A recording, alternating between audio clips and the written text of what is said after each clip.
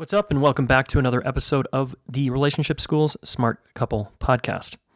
I'm your host, Jayson Gaddis, and I'm on a mission to help you learn how to love better, bigger, differently, because the education you got around love was limited. Okay, school probably dropped the ball there. Your parents showed you what they showed you, and here you are in adult relationships acting like you are. So until we learn a new way, a deeper way, really, to love, we're going to struggle in partnership. We're going to struggle anyway, but we may as well get the best education possible to do long-term relationship well, and that's what this podcast is about, doing long-term relationship well. Now, I think it is easy for some people. I think it's easier for some than others, and certainly there's people that never listen to this podcast that would never even think of working on their relationship because it's already good. I just want to acknowledge that there are people out there like that, okay? It ain't hard for everybody. Those people just don't need this podcast. They're rocking it. And my argument would be those people, although I don't see them and meet them hardly ever, are doing well because they had a pretty clean, clear childhood, a very securely attached relationship with their parents. They felt really loved growing up, cheered on, supported, and into adulthood. They're just resilient human beings, all right? And they're smart. And so for those people out there, yep, it's going on. And for those of us that it's a little harder for, we have sensitive nervous systems, we have maybe a different history, we have a lack of education perhaps. There's a number of different reasons why you might struggle in a long-term relationship, and that's why you're here. So I appreciate the humility to learn, and the Smart Couple podcast is really doing our best to educate you for free. All right? If you want a deeper dive, then you sign up for one of the Relationship School courses, classes, or the private community where you can get ongoing support every other week, for example, in the Roots community, and practice, because it's really, really my belief that the more you practice listening well and speaking well, the better your relationship goes. People who, a lot of us think, oh yeah, I know how to listen, I know how to talk. Well, no shit. But doing it differently in a partnership and doing it in a way that works for your partner is a little different ballgame, and it requires some learning, Okay. So it's psyched to have you here. Thanks again for all the people that participated in the contest, the Spread the Love contest, the Share the Love contest. There's a lot of intensity going on in the world, and I just want to thank everybody for hanging out, playing with me, and several people won hats and shirts, and a couple people won a ticket to their Embracing Conflict weekend here in Boulder, Colorado, which is so, so cool, all right? So I'm psyched for you guys that are coming out here. And we'll do fun contests like this again in the future. But the Relationship School has officially begun, okay? School is in, and school has begun, okay? Your kids are in school. You remember this time of year when you were in school, and school brings up a lot for us, some of us, because we had it was complicated, or it was hard, or we got hurt in school, or we got, we did well, but that's, we got love through good grades, or whatever our orientation was. But the Relationship School is here to educate you about how the most important element of our lives, perhaps, which is partnership, we educate you on how to do that well, okay? Because it leads to a fulfilling life and less stress and drama in your life when you can figure this out. Okay, so in this episode, I'm really psyched to interview Terri Cole. Terri is she's a psychotherapist in New York, and she's known for a lot of her teachings and videos on boundaries. She's big on boundaries, so we talk, of course, about boundaries in this podcast. So we're going to dig into setting boundaries with ease and grace and love and care in a good way, not being mean about your boundaries or threatening with your boundaries, okay? Because that usually doesn't go well. In this episode, we dig into her story. And Terri had to enroll herself into AA. And she got a big download from a woman at the first AA meeting she went to. So you're going to hear that story. It was, this woman dropped a bomb in her lap, and it was really what helped Terri get sober. And yeah, we talk about her mom and her relationship with her dad and why boundaries were important to her and so on. We get into her personal marriage and why it's successful for her, why it's fulfilling for her. And she stepped into a family with 3 kids that were not her own. So we talk about how she rocked that out and how she's still rocking that out and what her husband was needing when she came on the scene. Okay, so for anyone in a blended family, this could be interesting and helpful for you. Yeah, we zero in on why it's so important to deal with your past, why it's critical to do inner child work, and how you've got to deal with all those patterns that are showing up in your present relationship that have to do with the past. Okay, she also talked about being a really strong, independent woman and why she put off marriage for so long, and the messages that some of you women get around don't depend on a man for income, make your own dough, be your own woman, right?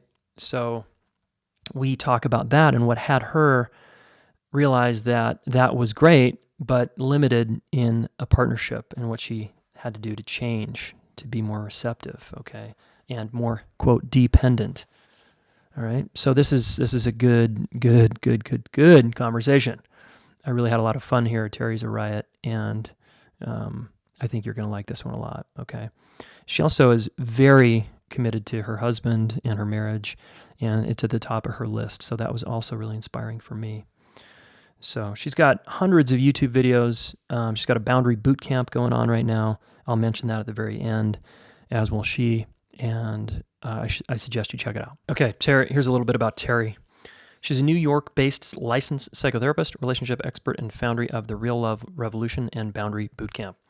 For 2 decades, Terri's worked with some of the world's most well-known personalities, from international pop stars, athletes, Broadway performers, TV personalities, and thought leaders, Fortune 500 CEOs.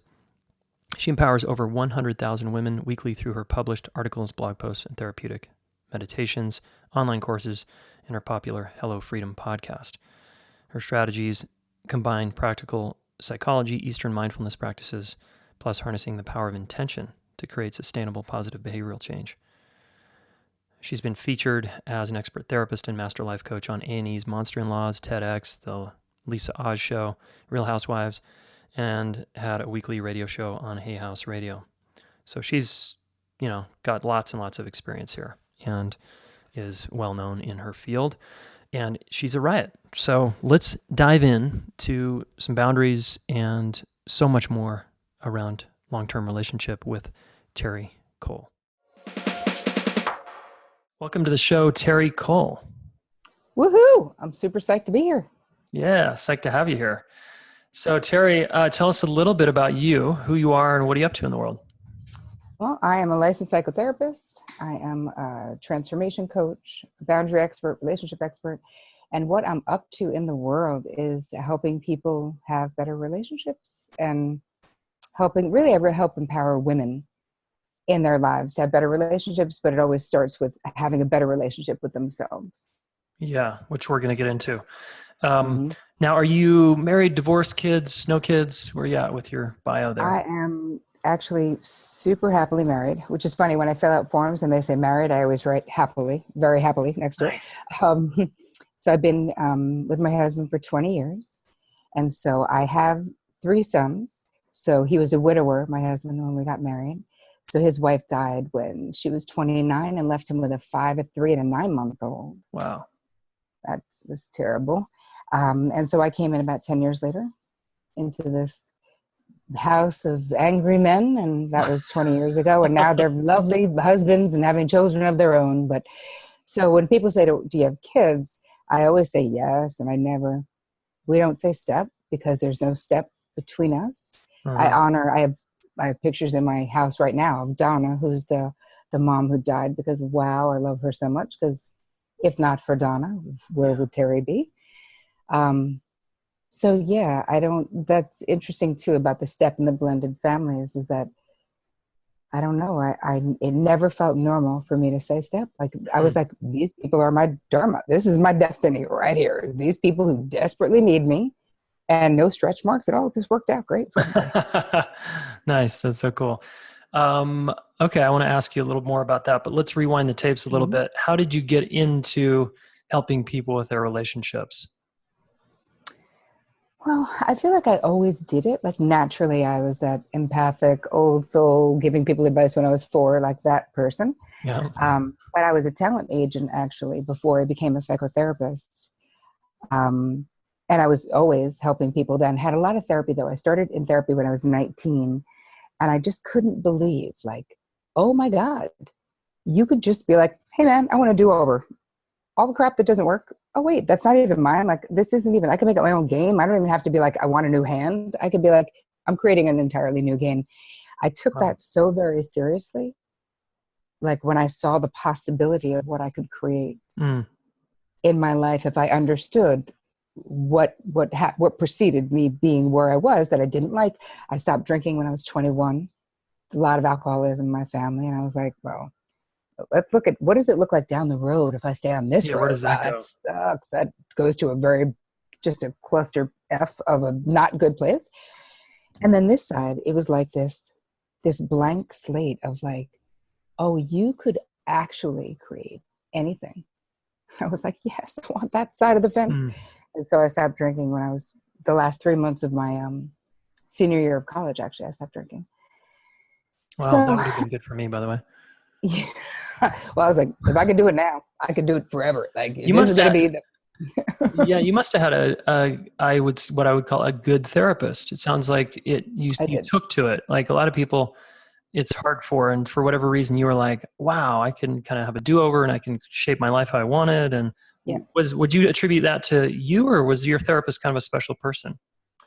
It was honestly a combination, right? Because I'm super coachable.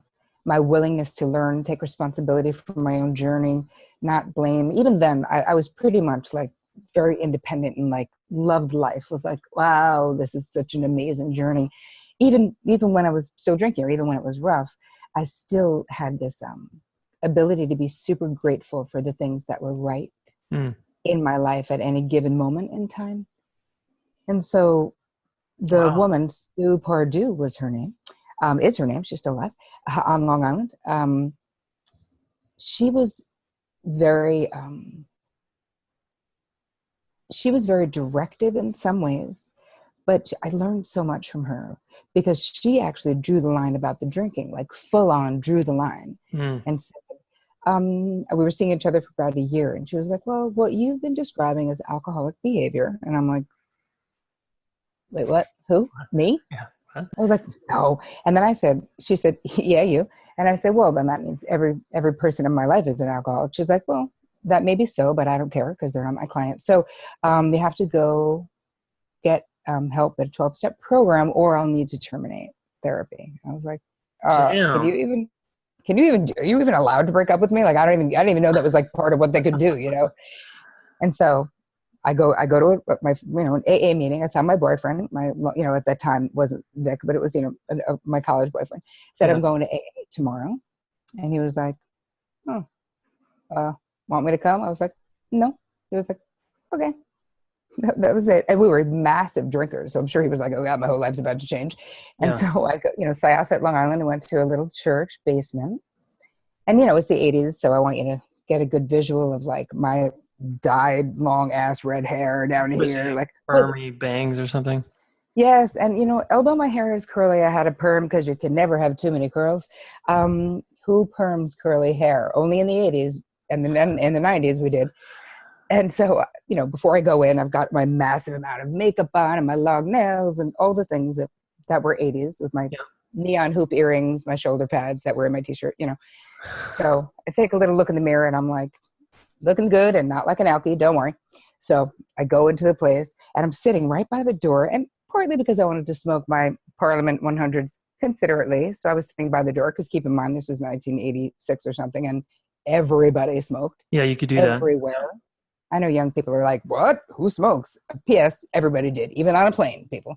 Yeah. Okay, so I go and I'm sitting because I'm like, it could be a cult. I don't know. I might need to leave fast, so I should probably support the door. And this woman walks over, and I think she's like gorgeous. She's, about 10 years older than me, and similarly like crazily shellacked with like biggest hair and so much makeup, smoking her Parliament 100s. And she was like, oh, are you new? And like, what do I know about AA culture? Nothing. So I was like, yeah, I'm new. And she was like, oh, well, what brings you here? And I was like, well, my therapist threatened to break up with me basically if I didn't go to at least one meeting. And she was like, oh, well, I'm glad you're here if you need any help. And then I said, just to be polite, because I thought that's what you do, I said, oh, well, what brought you here? And she said, I killed a 6-year-old boy in a drunk driving accident. Oof. I was like, okay. Whoa. Well, thanks for changing my life, little Yeah, angel. on the spot. Oh, and I was like, I held it together until the end. I went to my car. I couldn't stop crying. I was like bawling hysterically, just being like, I got it. It doesn't have to be me. I hear you. I'm done. Mm-hmm. Like I could have been me about, 1,000 times, but it isn't me. Was there anything in your life that set you up for that kind of receptivity? Because some people might not get that message. Because you said you were stupid coachable, which I'm stealing that term, by the way. I love that. How did you get set up with some kind of natural receptivity to the universe, or just was that what happened there? I think it was I was the last daughter that my I have 4 daughters, and so I'm the youngest. And I was like that kid that my mother wasn't supposed to have, right? So they were like, you're never going to carry another cesarean section to term. Like they wanted her to abort. She was like, no. I was the only one she breastfed. Like I definitely grew up in a way that I felt incredibly valued. Super. I mean, my earliest memories are of my mother like bending down and being like, you like that? You want to do that? Oh, that's picky. You don't want to wear it? You don't have to wear it. Like, and not super indulged. It sounds like I was super spoiled. It wasn't that, but I was super seen. Mm-hmm. Like I believed from the time I was very small that what I thought mattered. Yeah. Not more than you, not more than others, not like you're the Queen of Sheba, just that it matters. Mm-hmm. Why wouldn't my boyfriend give a crap about the way I feel? Why wouldn't, you know what I mean?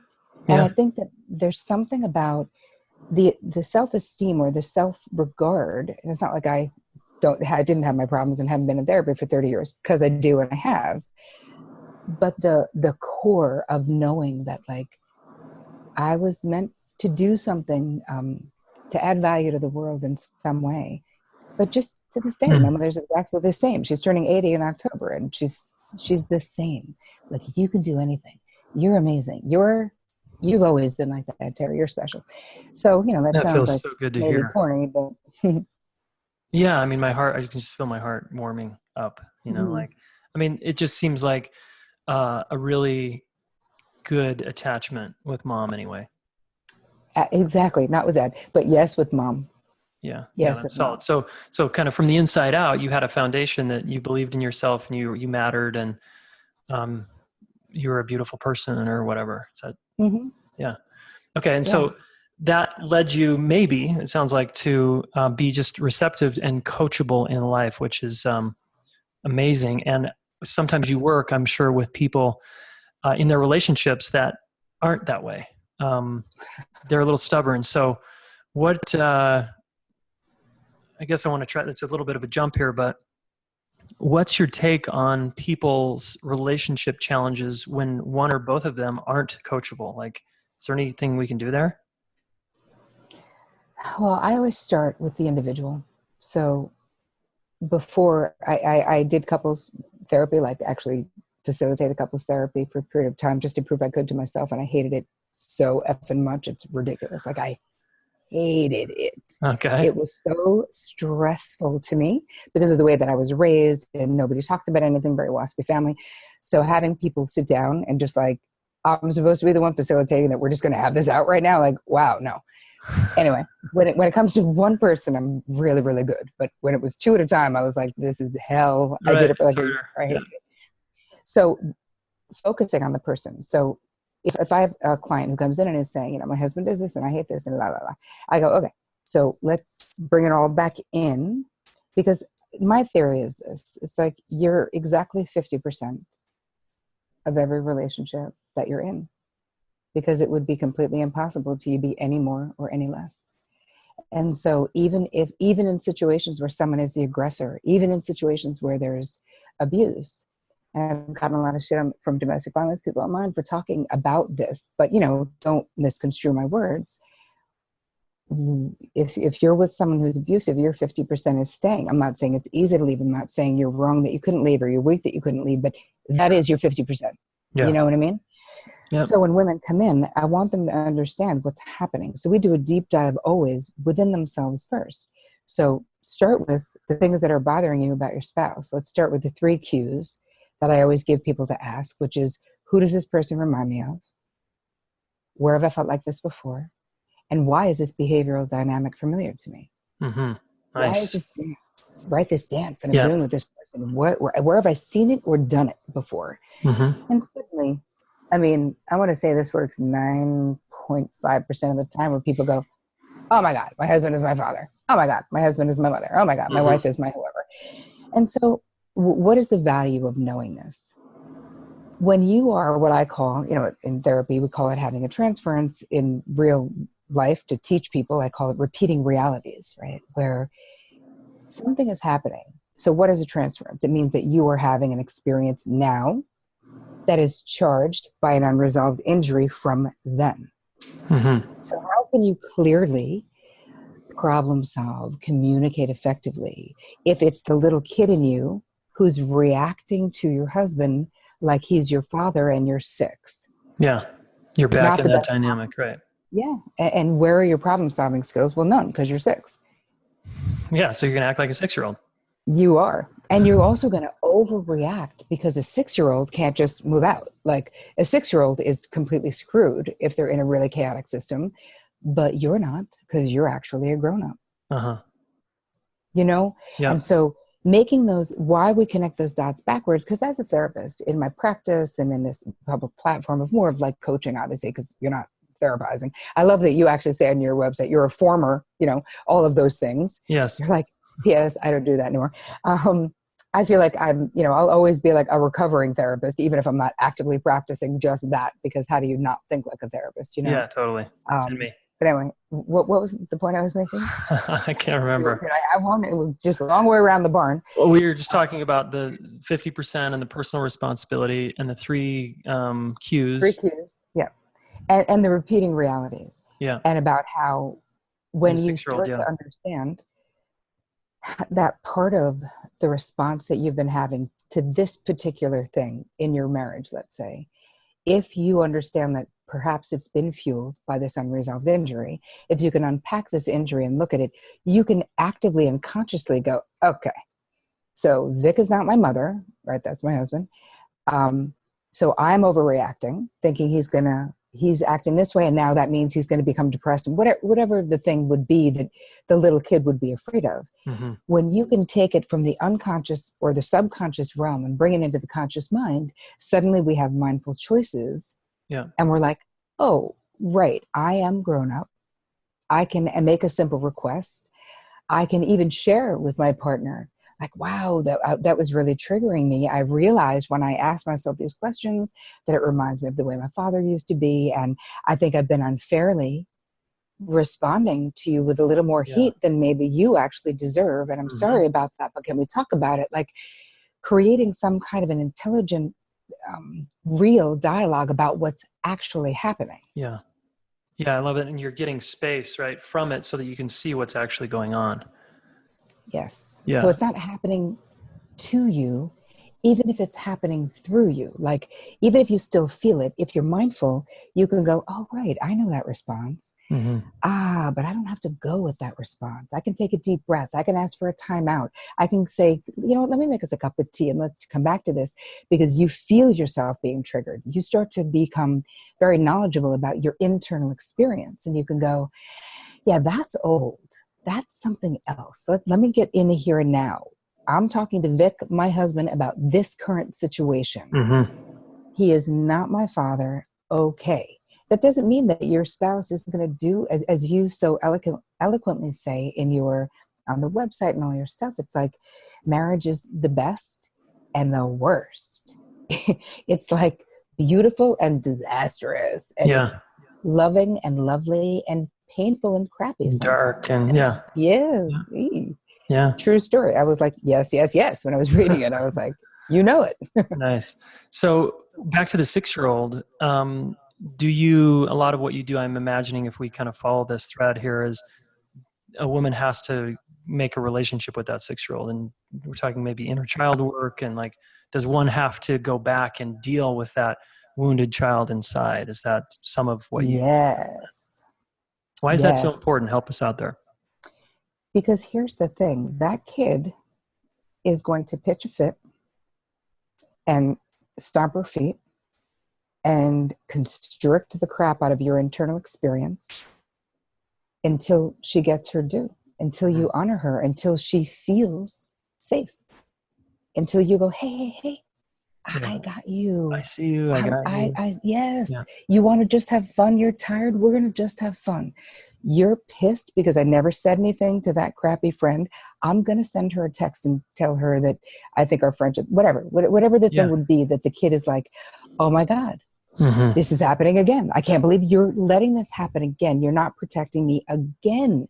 So she's sort of your unconscious. And yes, it may be, fueled by this unresolved injury that still has this charge, let's say.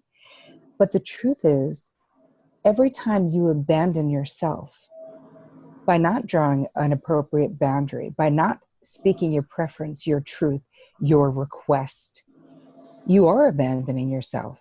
So it's not just the little kid that you're abandoning. You're also abandoning your grown-up self, and you're actually, who are you doing a disservice to? Not just yourself, because that's the obvious person, right? You're screwing you, because how are you getting your needs met if you make everybody guess what they are? Like, you're not going to. But you're also really doing a disservice to the people who love you. Because how can anyone authentically love you if you never allow them to authentically know you? Yeah. Yeah. It's like another way of hiding out, right? Because I'm scared, or I'm in my habit reactivity. Yes. Yeah. Yeah. This, I'm glad you mentioned this inner child. It's so powerful, right? When we can speak to that part of us in a way that we actually follow through with, because a lot of people would say, yeah, I'm going to be there for you. And then they just keep doing their habit. And then what happens to that little kid is they lose trust again. And I love that you mentioned safety. It's like, I'm not going to feel safe if you actually don't follow through here. Right. And John Bradshaw's work still holds up so beautifully, right? He's really the king of the inner child work. So he has that book from, I swear, I think it was written in 1987. I'm not kidding. And I'm sure he's updated it, but it's called Homecoming. I think it's called Healing the Child Within. And when I first heard about the child within, long before I was a psychotherapist, I was like, yeah, okay. That goes in the category of like bullshit. That goes in the category of like energy work. Like, you're an energy healer. Sure you are. Like, which of course I've changed my tune on that too. And then I started becoming, after I became a therapist, I started coming into these people, all my clients. I was like, we have to follow the dots backward to the original injury. There's always these original injuries that set up these repetitions. So I don't want to talk about third grade unless third grade, there's an injury that we're going to do something about that's going to change your life now. So I was never really into the traditional therapy work where I was like, oh God, tell me every nuance of every moment of your friggin' life, because tell me the nuances that actually will impact the now, right? What I want to do now is I would always back into what is eluding you in life in this moment. I promise you that thing that you keep trying to get, but you just can't get, is definitely connected to an original injury that if let's just follow the dots backwards, we can find that and fix that. It's so valuable because you will be able to change your life in the now, because then we're dealing with the unconscious stuff that's been driving the crap out of your behavior. But most people aren't aware of it. They're all like, no, my boss is just a dick. I'm like, that may be true, but your last 5 bosses were dicks. That's you. What's the common denominator, folks? You are, right? Just you. Just you're the common denominator. But I'm also not denying you might have a really mean boss. That could be true too. Yeah, but sure. that's not what it's about. It's about understanding why am I attracting these experiences over and over again? And the same thing in relationships. Women who are attracting unavailable men. Why? You're not unlucky in love. It has zero to do with luck and everything to do with what you have not figured out of what happened in your life. You're repeating. So if your father was unavailable, if your father had affairs, if your father was not present, if he abandoned you in some way emotionally, actually, then this in your young life, then love, right? Romantic love and abandonment went like that. Yep. Wow, suddenly the lighting just got much better. Fantastic. I don't know why. What happened? That was cool. Right? Just the light bulb moment. It was. I'm over here like light bulbs going off, because this is what I deal with women when I work with those women who complain about the unavailable man. I'm just like, it's all, they're so hyper focused on him, right? So keep going. Like what else does she need to learn here?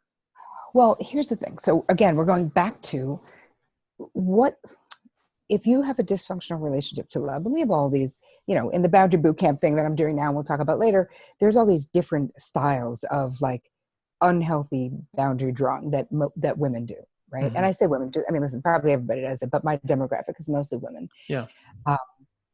And in understanding how you're doing it, like, are you the powerhouse where you're running people over? Are you the doormat where you're not doing that at all? Are you the ice queen where people have no idea how you ever feel about anything? Are you the peacemaker? Your whole life is just nobody have conflict, just no conflict, and I'll be happy, Right. But you actually won't be happy, right? Because you need way more than just no conflict. Oh, yeah. So going back to what comes together to what I call it is your downloaded love blueprint, right? So I have this whole long questionnaire that I have people fill out when they do this course that I teach called The Real Love Revolution, where it's all about understanding not just the downloaded blueprint from your folks' marriage, or single parent home, or your mother dating or whatever, right? Because we all have some model of love growing up. And then you have the model in the society or the tribe that you're in, the culture that you're in, the country that you're in. All of those things impact like what is downloaded in our unconscious, subconscious minds about what love should be, what it looks like. Mm-hmm. The family of origin, though, is the most profound impact, obviously, as you know, because these are the people you spend the most time with. And what you saw was that men and women love means you're very jealous, right? So then love and jealousy went like this. And so you would like to actually inspire your husband to be jealous or your boyfriend to be jealous in some unconscious way, because that means he loves you. Or maybe him buying you things means he loves you, right? Love and being bought went like this early for someone who wasn't, you know what I mean? If you had a dad who wasn't home or whatever it is. And so in the questionnaire, we just identify like, what was it? Who had the power in the marriage? Was it an open or closed system, right? Was the family system itself? Was it all loyalty all the time to the family? So you couldn't differentiate, or were you allowed to? There's a whole bunch of questions. So that people start to get an idea of their downloaded blueprint and where it came from. Mm-hmm. And so how I even came about this, why did I become so passionate about this in my life? Because I never wanted to get married. Luckily that I did, but for a long time, and I didn't get married until I was 35, it's like my downloaded love blueprint was like, marriage doesn't look so great. Yeah. It's a little bit of a trap. And my mother's, this was overt and covert message to me was, get your education on, girl, so that love can be a choice and not a need. Make your own dough. Don't depend on anyone. And I took that to heart so hardcore. I never wanted to get married before, Vic. I really didn't. I really didn't. So that teaching went in. Oh, yeah. And I was ambitious as hell, like super ambitious, like super.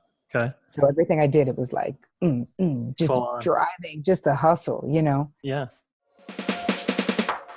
Quick word from our sponsor, The Relationship School. As you know, going it alone is a losing and lonely game, guys.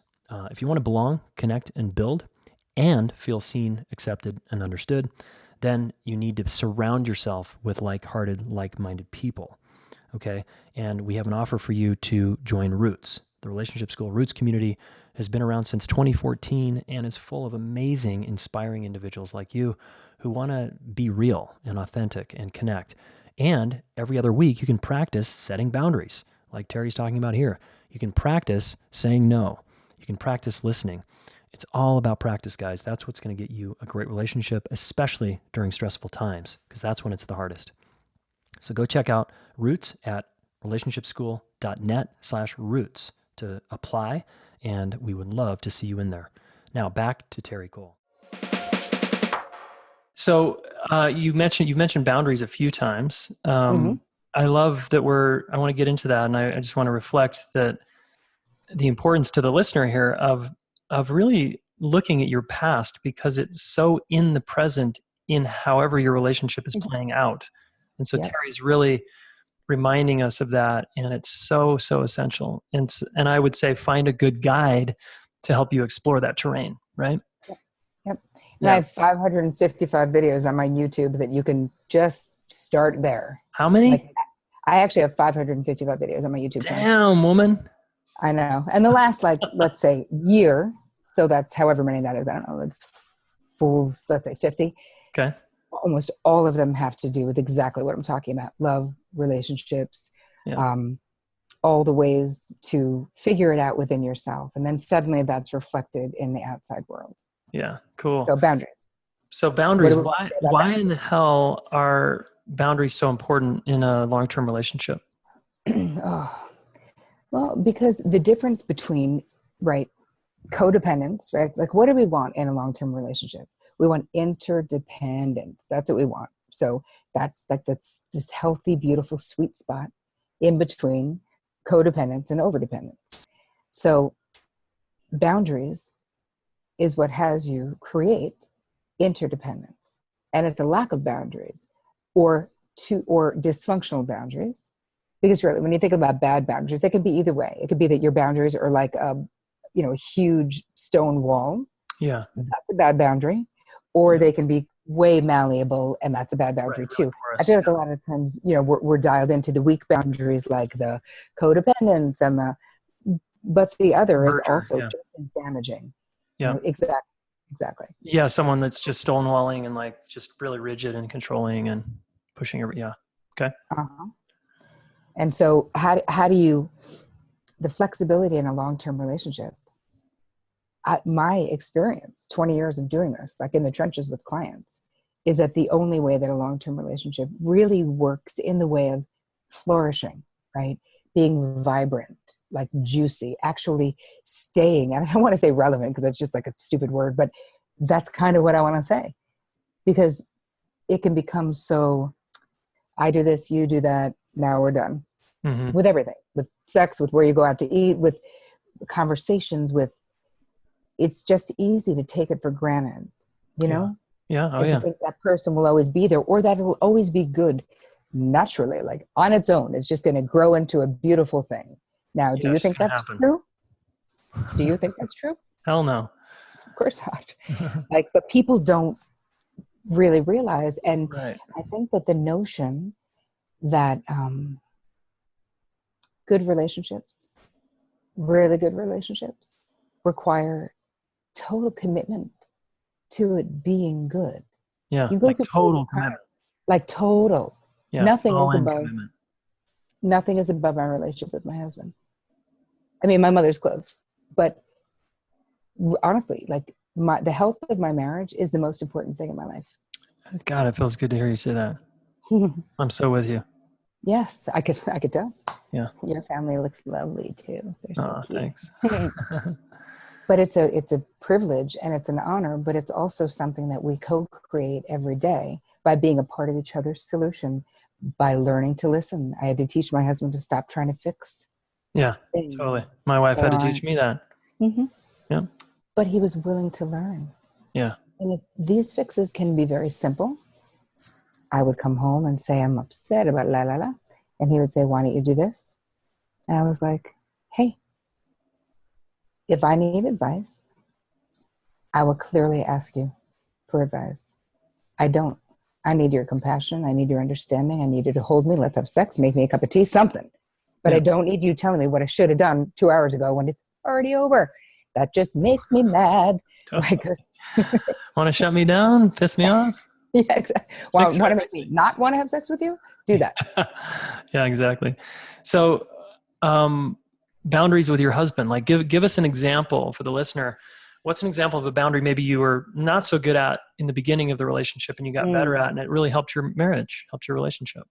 I was terrible at being an advice, like a controlling, over-functioning codependent. Like it's just my personality. So Okay. I use this phrase. I think I made it up. I looked it up. No one else said it, but like an over-function. No, hold on. High functioning codependent, Okay. because that's my demographic. So it's women who are ballers, basically, right? Running an empire, man, getting it done, going a soul cycle, not getting fat, even though we're getting old, like doing it, Okay. but at the expense of what? And what does that really look like? Is Yeah. it really healthy, or you just got like stamina for days? Like you've just never give up, never die, never quit, never stop. But again, this is a dysfunction. And so with Vic in the beginning, I would be making suggestions, and we were both such brutal codependents that he's in Pisces. He was all like, all right, let's go, whatever. He's a political artist. He's lives a very solitary kind of like, he's just a very mellow guy. Mm-hmm. So it took really for me to get healthy to be like, I don't need to, like, Vic lived 40 whole years before I got here as a super successful political artist, raised 3 kids by himself till I got here. Like, he sure as hell does not need me telling him what to do. Stop Mm-hmm. it. And so through my own therapy, I was able to and say to him, please remind me, please, I'm sorry. And then we just started getting into this language of like, how can I best support you right now? What would feel good? What would add value? Is there anything that I can do to Mm. help how you're feeling? I like that.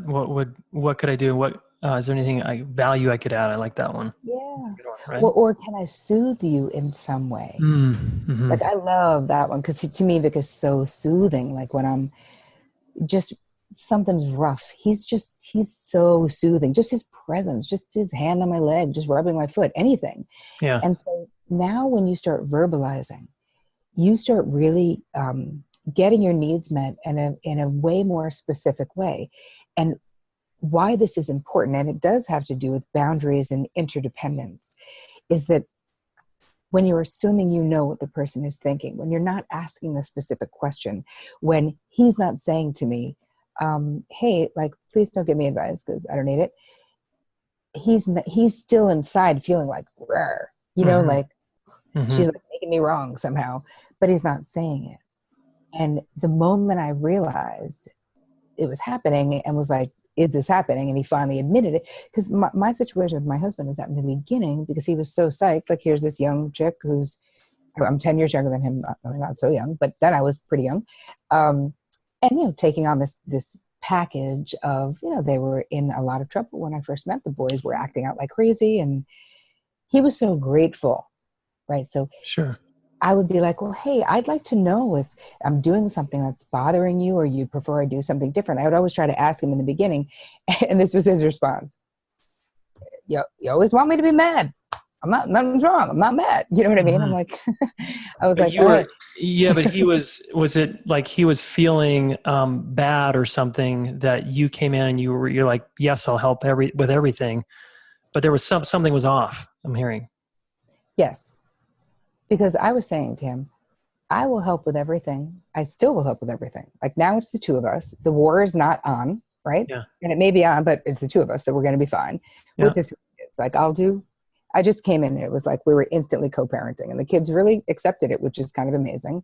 Mm-hmm. And they were still acting out, but I was like hoping they were thinking of me as like, maybe I'll be a loving other or a big sister. I didn't feel like they needed to, you better call me mom. Like, it was none of that. I was just Yeah. devoted to helping them figure out why they were all so angry, and like family therapy a million times a week for $1 million and whatever we had to do to make it work.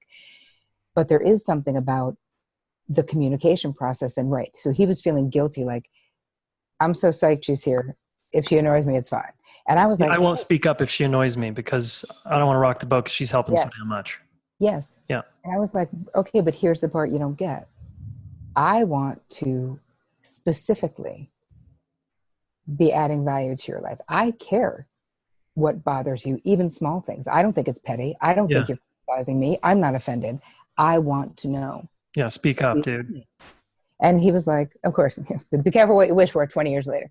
But got no problem being like, you know what? I didn't like that the other day. Uh-huh. Which, of course, obviously is, you have to be able to do that. Because if not, the well of resentment rather than the well of goodwill. Mm-hmm.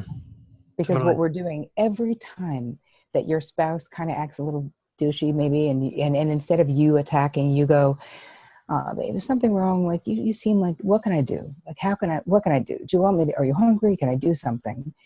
Instead of you just being like, don't take it out on me, even if they are. Yeah. This is you adding something to the well of Uh-huh. goodwill, Yeah. right? This is like the KY of the relationship, to like, pardon the gross Yeah. A reference. little lubrication. Exactly. Right? It's When, true. It's true. when you need it, Yeah. it's like Yeah. smooths it a little bit. You don't always have to get into being right. Yeah. And when I'm feeling petty, Vic will be like, babe, maybe you're right. It doesn't matter. And then I realize, and I'm like, oh, why the fuck do I care? Like, why am I talking about this? I'm being such an idiot. I'm so sorry. Mm-hmm. Being able to say you're sorry readily without someone holding it over you, Uh-huh. lording it over your head. Oh, remember that time when? No ever throwing some shit up in your face is so bad. Yeah. The being able to be sorry, and And that, mean it. and mean, yeah, not Not like, just use the I'm words. sorry you think I did something wrong. I already said I'm sorry. What's the big deal? I would be like, but what are you sorry for? I Exactly. actually need to know that you know what it Hell is. yeah. Yeah. We're With sensitive, right? ex-boyfriends, I'd be like, you don't sound sorry at all. Uh-huh. So I think we need to go through that. But being able to apologize. And I say, whoever is stronger in the moment, right? Whoever is stronger, then you just naturally have to opt to stand up for the relationship, right? Yeah. You got to Somebody lead. has to stand Someone's up got to for lead, us, right? right? But you both, right? Don't you and your wife, like, you take Absolutely. turns. Yeah. If I'm all blown out, she's the more mature one in the moment. She steps up and helps us out. I love that though, because that's exactly what it is. Like, I become like the 2-year-old of like, well, you said it was going to give me 10 minutes and I'm Yeah. starving or whatever, Yeah. And he's like, it's going to be okay. Have some bread, or Yeah. whatever. It's okay, little 6-year-old. Yeah. Exactly. I want to underline a couple things you said there. One is how important it is to be congruent when we're communicating with our partners. So if like your husband was saying, he was fine when he wasn't fine, which Mm-hmm. sends signals to you of mistrust that it's like something goes off in your alarm bells. Yep. Something's off over there because he's You actually like know it. looks angry. Yep. He's not congruent and he's saying he's fine. It's okay. It's not a big deal. And that actually can create a lot of problems in a relationship. So I love that you said that, because if we can help each other in the partnership, just tell the truth, right? No, it's okay. You can be mad. Yes. But people have so many fears, right? That if I actually say that, now we're going to get into a fucking fight, and now we're going to Yep. 3 hours later, and holy shit. I just want to go to sleep, but I can't because then I'll be mad. Yeah, I got to deal with this bitch. So yeah, thank you for that reminder. Again, another example of a kind of a subtle boundary, right? Is you Mm-hmm. set a sound boundary by saying, "Hey, I'd actually prefer it if you would just tell me the truth." Yep. Right? So it's really, really good. Right. I feel more loved by you telling me the truth, not by you thinking you're letting something slide like you're doing me a favor, because you're Yeah. not. Right. Yeah. Don't mistake feeling loved by being nice. Like there's a big difference there. Like love Yes. is like, just tell me the truth, honey. Yes.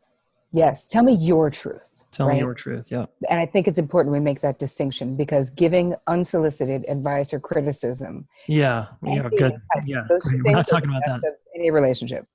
Hey, I'm just telling the truth, man. You're acting like a bitch. Yeah. Yeah. I'm Thanks. Come here. speaking Let me truth. poke your eye out. Yeah. Yeah. Good reminder. Thank you. All right. What's like one simple step as we start to transition downward here to the ending? What's it like a simple boundary that the listener can like set, that's one of the obvious ones that we might miss at home, or that is like a daily one or a weekly one? Well, here's the thing. People know it. So I don't think that's going to be helpful. They know the moment you're feeling resentful, constricted, angry, or guilty, this is your wiser self telling you that a boundary needs to be drawn somewhere in your life. So That's look the into feedback, those right? films. Oh yeah. Yep. That is you know it. So if you want to find out where that is, look to what are the things that you bitch about the most to your friends, about your husband or about your mother, about whomever. But right now we're talking about marriage. So let's say it's about your husband or your wife. That's where a boundary needs to be drawn. So much of the time, and why I came up with this boundary boot camp is because over 20 years, the thing I heard the most about women drawing boundaries is they would say, even the ones who were doing amazing work, they would get to their boss or get to their husband and they would be like, Terry, I was so close. I was right there. And I just didn't have the words. I just didn't know how to say it without exploding or without yelling. Like I didn't know what words I would say. So in the Boundary Boot Camp, I came up with a thing called the Boundary Bible. And I'll just give you a little something out of that because it's something that you'll never be able to lose her words again. When it comes, every situation has like 5 things you can say. But one that I really love, and this is really from Nonviolent Communication, that very famous book about conflict resolution by, what's his name? Marshall somebody? Rosenberg. Oh, thank you. Good one. I always mix him up with that guy, Norman, who also does the one about seasonal affective disorder. And he's like Norman Rosenthal, so I always mix those two up. Anyway, they just say, I'd like to make a simple request. So you proceed any boundary that you would like to draw with, I'd like to make a simple request that if you're going to be more than 10 minutes late, that you text me so that I'm not worried. Mm-hmm. Rather than them being 20 minutes late, walking in the door, you being withdrawn in anger, them saying, why are you mad? Because we're all acting like it didn't happen. You being like, I'm not, I'm just exhausted. I'm just tired. Like, all right. Is it all right? I'm just tired. Like, so you're displacing your aggression, being dishonest about what's really happening. Like if you make a simple request, that doesn't need to happen. Nice. Simple, right? That's easy, right? Just easy. And it's proactive. It is. Can I make a simple request? If you're going to be late, just send me a text. That's it. And then if you have repeat offenders, right? There has to be at some point, there has to be a consequence, right? Because with repeat offenders, I never start with that because most of my clientele, most of the people in my groups and in my courses never even made the first pass. They never even tried it. So how do you not know that your person isn't going to be completely respectful and be like, oh my God, I'm so sorry. You're so right. That was pretty rude. I will absolutely not do it again. And I guess we don't need to be starting with, I'd like to make a simple request that if you're going to be more than 10 minutes late, you tell me, because if not, then I'm going to throw your dinner out in the garbage or whatever. Like, you know what I mean? I feel like eventually though, especially, and also when you're dealing with teenagers, when you're dealing with teenagers, you'll most likely always have to come to that there will be some consequence that will make them miserable. Absolutely. To get them to do what you want them to do in an appropriate way, of course, just taking things away like the car or whatever it is. So. Will you say something, Terry, about making threats? Just because yes, don't do it. A lot of people will make a sort of a subtle threat or an overt threat, and then they fucking empty. Like they don't. Yeah, it's bad. Here's the thing: you're really undermining your own legitimacy, I guess is the word to use. Yeah, authority, legitimacy, yeah. Yes, and so you let yourself get so pissed that you're so rageful that you're like, if you do that again, no, seriously, I'm moving out. Like I'm doing it. I'm moving out. But you're not. And you've said that 40 times and the person's like, anyway, pass the butter. Because they know you're not doing that. They're positive. They've been here before. Yeah, you never this is repetition through your threats. That's right. And so drawing that boundary, first of all, we draw it with ease, grace, and love. Nice. Always. Nice. Right?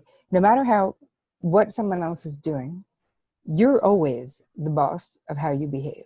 Yeah. Right. So your power is to decide that I don't give a crap how cruddy you are or how disgusting you may be acting in this moment. Especially if I'm not talking about my husband or someone, but you have to deal with people all the time. Sure. My power is that nobody has the power to ever make me behave beneath my level of integrity personally. Right. Like there is nothing you can do to make me act the way you're acting right now, no matter who you are. You two people who are like giving me shit about everything. And I'm like, thanks for being here. I super appreciate it. You have the right to your opinion. And the truth is, I mean it because, you need an open dialogue. But anyway, moving to the consequences and the threats. When we were talking about a consequence is something you're absolutely willing to do. Mm-hmm. A threat is something that you're trying to use to control someone in the moment, to scare them into submission. Mm. And the thing is, they already know you, and they know that you're not going to probably follow through. And why are we already threatening from the beginning? We don't need to. So I find that with the women in my crew, once they start, their minds are blown how people will respect you in a completely different way. Yeah. When you simply speak up respectfully, with kindness, but you're also saying no. Guess what? No. Yeah. No. And don't feel like you need to convince anyone of crap, because you don't. Many years ago, I studied with Deepak Chopra for years, and many years ago, I learned this from him, like, I don't even know, maybe it was 15 years ago, where he was like, Daddy, remember, you never have to convince anyone of anything. And my entire life changed that day, where I was like, how much of my time do I spend trying to convince people of shit? Like, so much. And this is the same. If you have a no, if your thing is a no to someone, you don't need to justify that at all. And I say don't, because then you're telling them, you have a right to judge my no. You have a right to make me give you a reason. Hey, I'll say to friends, they're like, hey, do you want to come over and do this thing? And I'll say, I really don't feel like it. I'm really tired. I really don't want to. Yeah. No, we really want you to. I know. I love you guys. I appreciate it, but I'm not. Because I don't want to. And that is a good enough reason for me to do or not do anything in my effing life. And should be for everyone else as well. Bam. High five. Damn, we're doing it. Yeah. Do you guys feel Terri's strength there? I mean, a couple of times, like, seriously, you have a strength about you that's so clear. Which is why you get to teach people about boundaries, obviously. But there's a solidness in, I'm not going to apologize for my boundary. I don't need to explain it to you. There's nothing I'm going to do to that give you power by reacting at a level, below you. No. Like, fuck that. So not doing that inspiring. Dance. Yeah. It's inspiring. So thank you for that. Thank you. Download. Sure. All right, Terri. Where can people find out more about you and what you're doing in this Boundary Bootcamp?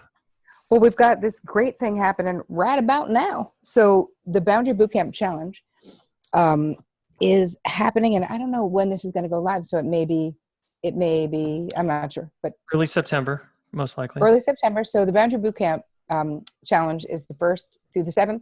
And if it's going to be live after that, we have this master class on boundaries that women, I'm sorry, for guys, I'm sorry, but it's only for ladies.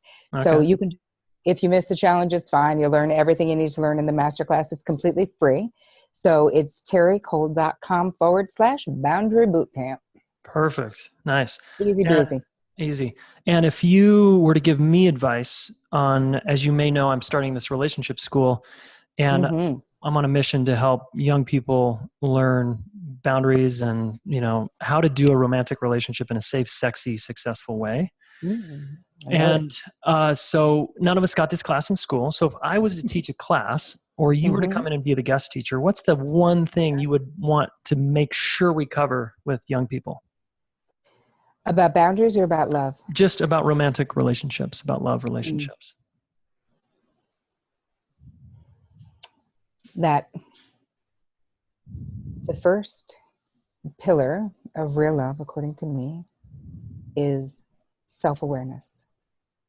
And so before you start meeting someone and 3 weeks later move in or whatever, know yourself.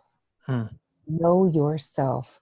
Look at your downloaded love blueprint. How was it for your parents? What was the models of behavior? Get into therapy. Go to this school and learn. Do this deep dive on yourself, because what I find is that there's only 2 ways that we can resolve anything in life, and that's talking them out or acting them out. And acting them out takes so much longer. So if you can talk it out, maybe that takes a year of your life to really be like, I'm going to go in deep on this self-love, self-knowledge thing. I can't wait. You can do that in a year. You really can. And it's a huge Acting it out. investment, amazing Oh, investment. oh, in yourself. Yeah. And acting it out can just be Groundhog Day for the rest of your Oh my effing life. God. Totally broken record. And so goddamn boring. Oh God. yeah. Yeah. And Mhm. lonely. Lonely, depressing. Cool. Well, thank you, Terri, so much. It's been really fun jamming with you, and just I'm digging hanging with you. So thank you for bringing your So gifts. much fun. Let's do it again. I'll have you on my podcast. All right, let's do it. Let's do it. Let me know when you want me to guest in your school. Okay, cool. Damn. Clearly, Terri Cole knows what she's talking about. I had a lot of fun with this one. Tons about boundaries, self-respect, respecting your partner, valuing the relationship, and so much more, right? So I want to come back to something she said about the 3 Qs. I'm going to reframe that and call it 3 questions, okay, you can ask yourself. Now, anytime your partner's really triggered and you want to try to identify the root of the problem on your side, okay, this is going to help you. So I'm going to just play this part again, and I want you to zero in and write these questions down. Start with the things that are bothering you about your spouse. Let's start with the 3 Qs, which is, who does this person remind me of? Where have I felt like this before? And why is this behavioral dynamic familiar to me? Boom. Okay. Those 3 questions are going to help you here. Those 3 questions are going to really help you out. Why? Because it's going to help you get to the bottom of what's going on your side. A lot of people get really hyper focused on the other person, and that might be you. So instead of doing that, try to self reflect, not self judge, just self reflect into, where have I felt this way before? Yeah, who does this remind me of? Right, this is like dad or mom, i.e., dad or mom, caregiver, somewhere in there, okay? So have a little fun with that. Share it with your partner, have them do it similar, share it with you. If you're single, go back to the last relationship and do it on that, okay? Yeah, excellent. And now check out Terri Cole's Boundary Bootcamp. It's in the middle of her bootcamp right now, okay? And her website is terricole.com, TerriCole.com, terricole.com. Go surf around there. Go check out her YouTube channel, social media, etc. Okay, she's got lots and lots of good stuff. All right. Now, if you really want to learn boundaries, you do something like you take Terri's Boundary Bootcamp class. If you resonate with my message, you sign up for the relationship school in some capacity. Okay. One of my courses that you can also take is the Indestructible Partnerships course, and I do a teaser on that course when you go to jasongaddis.com/3keys. And yeah, that's on my personal site, Jayson Gaddis.com/3keys. And you can watch a free video class on basically how to work out your differences. And one of the things I teach is boundaries. And I'm a big, big fan of boundaries, okay? Boundaries mostly make people uncomfortable, and boundaries help us feel sovereign and empowered. So, yes to boundaries today. So, here's one other action step. Say no to someone this week. Just say no to someone, just as an experiment, okay? Because it's interesting, and you'll learn something about yourself. They want to go to lunch with you? Say no thanks, and just see how uncomfortable that is to you. They offer you a piece of food, a drink, say no thanks, and just see how uncomfortable it makes you. And maybe them, all right? Okay, folks, we are officially underway at the Relationship School. Once again, thanks to everybody who participated in this summer's build up and launch.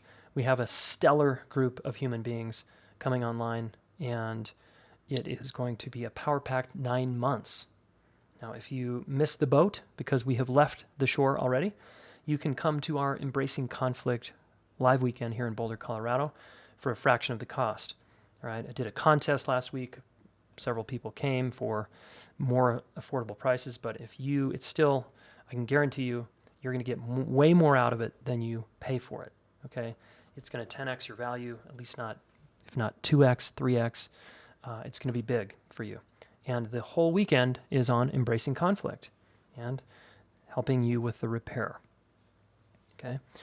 It's a master skill you've got to have to go the distance in a long-term relationship. All right.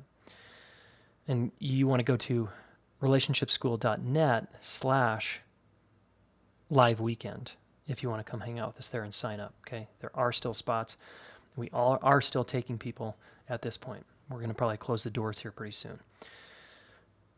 Okay, folks. All right. Here's to the relationship learning journey. Thank you again for listening. And always leave us feedback. Comments are welcome. Social media shares. We love that. Reviews on iTunes. Please take some kind of action step like that to spread the love. All right. Okay, folks. Talk very soon.